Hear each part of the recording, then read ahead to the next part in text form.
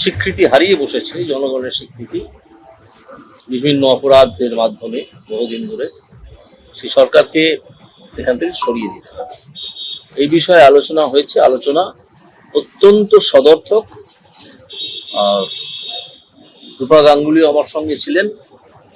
Madam, আপনি যদি কিছু বলেন।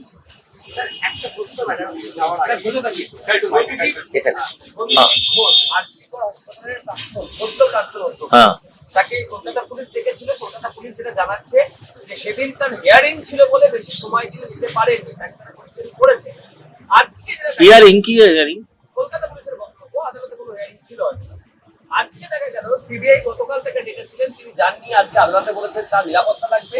ঠিক তারপরেই স্বাস্থ্য ভবনের বাইরে রাস্তা থেকে সিবিআই তুলে নিয়ে গেল সত্যি ঘোষ। এই মুহূর্তে জিজ্ঞাসাবাদ অ্যারেস্ট হয়েছেন কি?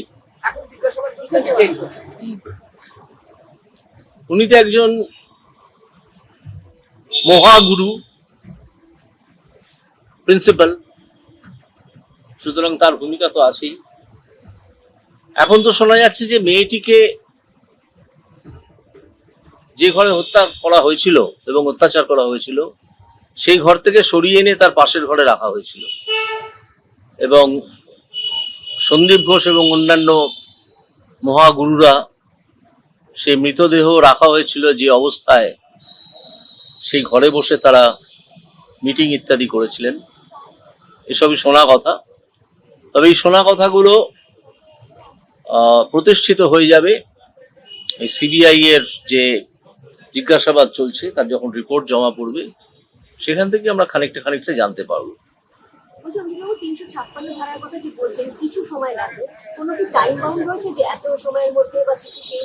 না না না, টাইম বাউন্ডের ব্যাপার নেই। এই সরকার তো গেছেই, ধরে নিন, আর তার কোনো বৈধতা নেই এই সরকারটির। যেমন যে অত্যাচার করেছে, অসাংবিধানিক কাজ যেসব করেছে, কিন্তু সেটাকে ফর্মালি অ্যাপ্লাই করতে হলেও যারা চাইছেন, অর্থাৎ আমরা যারা চাইছি, সাধারণ মানুষ যেটা চাইছেন বলে আমার মনে হচ্ছে, তাদেরকে আরো কতগুলো পদক্ষেপ নিতে হবে। সেই কথাই বলছি।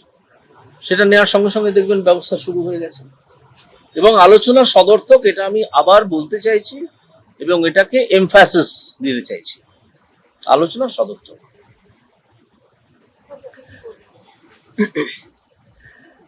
আসলে 14 তারিখ রাত্রে একটা বড় সংখ্যার মানুষ এই রাজ্যে, সারা দেশ জুড়ে তো হয়েছে, কিন্তু এই রাজ্যে একটা বিশাল বড় সংখ্যক মানুষ পথে বেরিয়ে তারা এটুকু স্বীকার করেছেন যে, বা প্রমাণও করেছেন যে এই সরকারের এই ঘৃণ্য ঘটনাগুলোকে ধামাচাপা দেওয়ার যে প্রচেষ্টা, আমি তো বলছি না মুখ্যমন্ত্রী রেপটা করিয়েছেন, বলিনি তো, কেউই বলেনি, কিন্তু যে এরকম ঘৃণ্য কাজ করেছে তাকে আড়াল তো করছেন, এবং যিনি প্রিন্সিপাল তাকে সঙ্গে সঙ্গে আরেকটা জায়গায় পোস্টিং দিয়ে দিলেন। তার মানে ওনার ভবন, ওনার স্বাস্থ্য দপ্তর, ওনার পুলিশ দপ্তর দুটোই ফেল।